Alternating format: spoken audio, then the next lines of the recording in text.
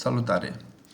O să fac acest videoclip pentru a-mi ajuta un prieten bun care mi-a cerut ajutorul. În ce constă? Constă în crearea unui folder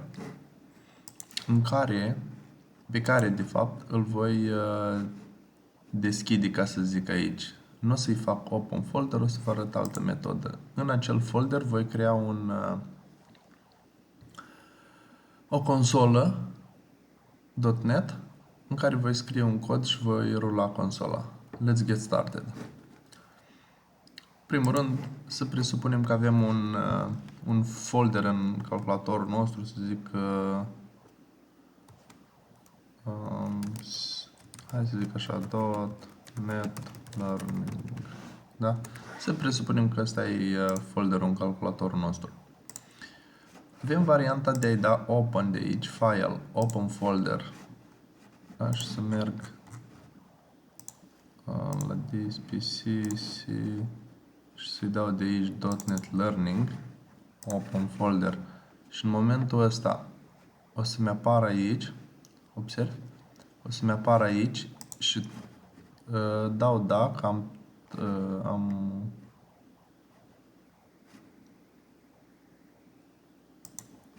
ok. Ideea e că în momentul ăsta pot să-l salvez Save Workspace.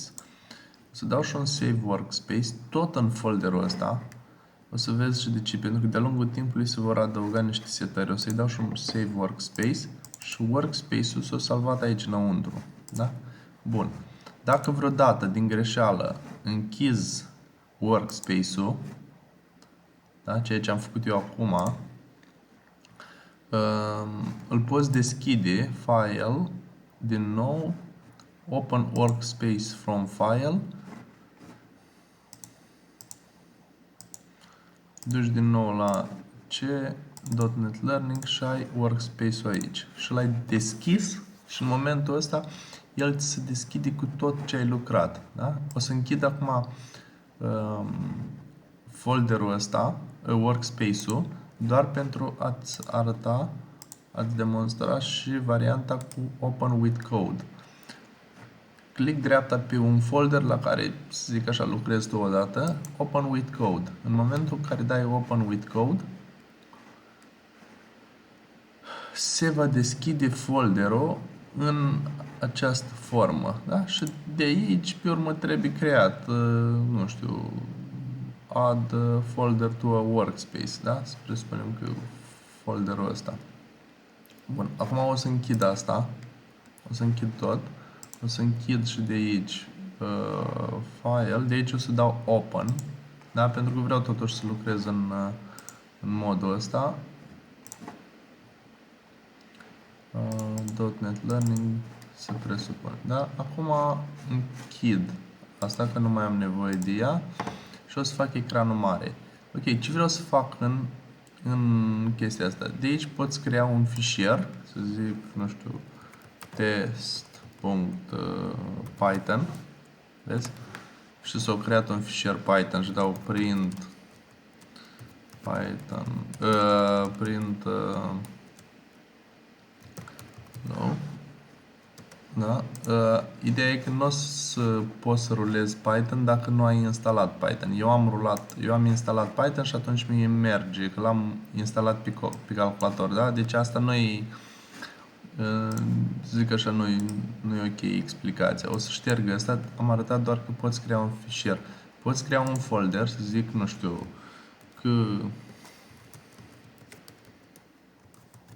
C# Essentials, să zicem, nu știu, tu în .NET Learning aici ai găsit primul curs, C# Essentials. Ideea care e că în C# Essentials ăsta, la un moment dat o să ai mai multe lecții sau capitole. Dacă o să ai și capitole, o să faci, nu știu, 01 chapter, da, nu știu, ceva de genul. Problema e că tu în chapter 1 vrei să ai prima lecție și atunci ce o să facem? O să merg aici, o să dau copy relative path și o să vezi și de ce. Nu, un pic trebuie să dau. Așa, în momentul în care se vede terminal aici, sau dacă nu se vede, dacă l-ai mai dat cu zoom, nu se vede. Și atunci trebuie dat new terminal. În momentul în care dai new terminal, vezi că mie îmi ia ca și root folder locația .NET Learning și să ia acest folder. Problema ar fi următoarea. Că eu îmi doresc, sau tu îți dorești, să creezi o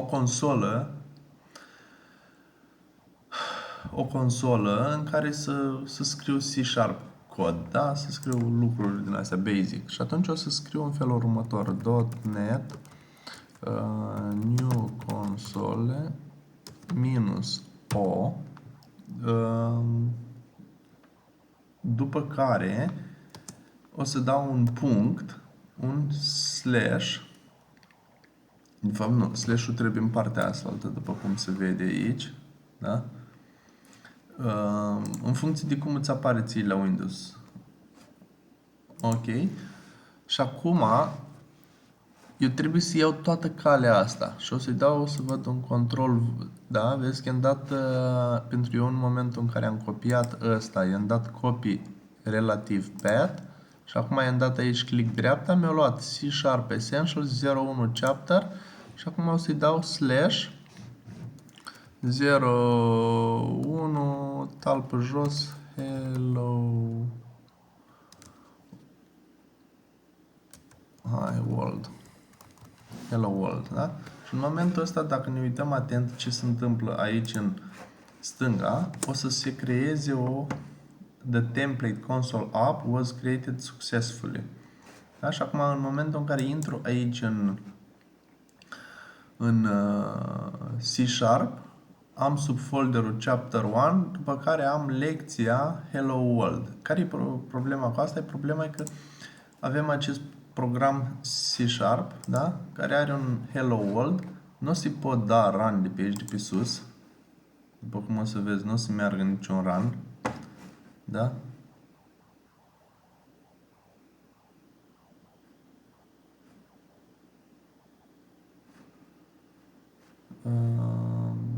Hai să-i dau. În fine, ideea e că nu o să ruleze. Și atunci, modul prin care eu pot rula acest programel e fie, deci fii atent, aici sunt două metode. Fie scriu cd, stai așa, o că să iau, trebuie să iau din nou copy relative path. Am ori varianta asta în care merg la current directory și dau calea asta.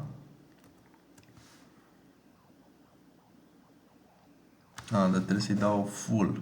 Stai așa. Copy path. Copy path, pentru că aici trebuie să fie calea full. Deci vreau să merg la current directory. Deci față de calea asta vreau la current directory. Îi pun mesajul ăsta. Și el atunci își schimbă current directory în chestia asta. Și aici o să-i dau .NET build.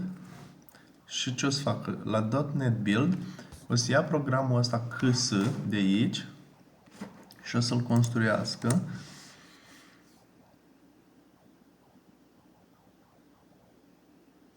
Da? L-a construit.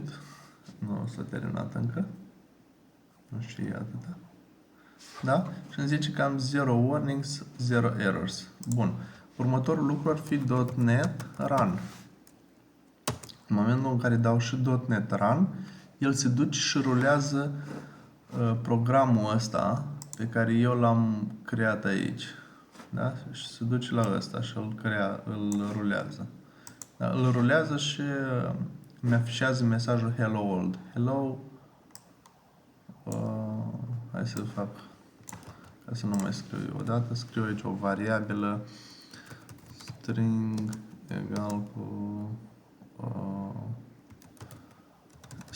fără egal name egal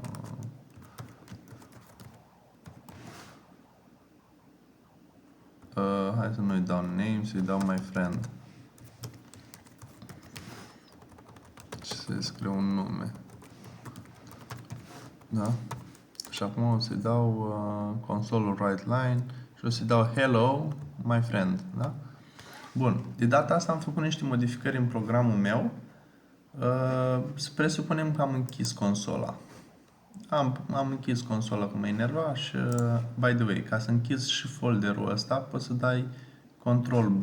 Uite, dacă dai Ctrl B, se închide chestia asta. Da? Bun. Eu vreau din nou de data asta să rulez programelul ăsta și pot da click dreapta pe acest folder și îi dau Open in Integrated Terminal. Și atunci el îmi deschide un terminal nou direct cu calea asta, fără să mă mai chinui eu cu current directory și multe alte chestii. Iar aici îi dau direct .NET Build, da? Pentru că vreau să-l construiesc. Ok, rulează fără erori și pe urmă .NET Run. În momentul în care îi dau .NET Run, el îl rulează și îmi zice Hello World, Hello Cătălin, da? Pe asta pot să o șterg. Cu timpul, probabil ai să comentez cu control și linia asta, da? Cu asta se comentează. Mai este o metodă să comentez în felul ăsta. Da? Și uite aici dă el, îți dă un exemplu. Bine, asta e începutul și asta e sfârșitul. Astea de aici cu steluțe spuse ca să fie aliniatele frumos.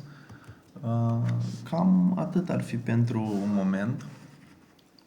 Ți-am trimis mesajul respectiv cu provocarea ce să scrii. Ți-am arătat aici cum să scrii, să folosești dolarul pentru a concatena un string, ceva cu o variabilă. După cum observi, aici am declarat un string, o variabilă de tip string, după care pentru int age 30, da? Așa declare o variabilă de tip integer și îți spuneam să folosești un if. Da? Și uite, mi îmi dă aici if age, așa, ai blocul lui if, unde zici ce se întâmple dacă if, și tu aici pui dolar și ce ți-am zis eu să scrii, else, din nou ai spui dolar, da? Și ai să scrii ce trebuie, ce ți-am spus să scrii. Ca o extra chestie, eu personal prefer să scriu așa. E un mod mai constrâns de a scrie. Mie așa îmi place. Îți arăt doar ca să înțelegi mai ușor. Cam atât pentru moment. Sper să te ajute lucrurile astea să o iei step by step. Mersi. Bye!